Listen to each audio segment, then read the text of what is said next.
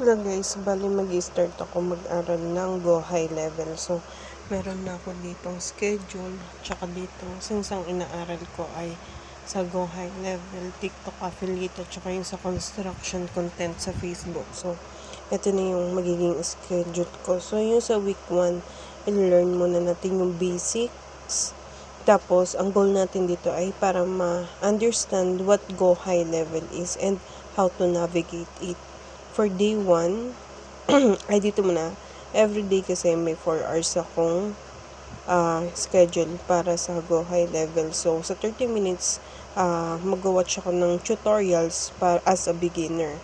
1 hour and 30 minutes sa explore ko yung dashboard at saka i-click yung every menu para ma-familiarize lang.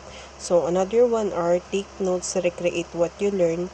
Another 1 hour is practice inside a free trial or demo account. So, yung day 1 ko is what is Go High Level, yung overview niya.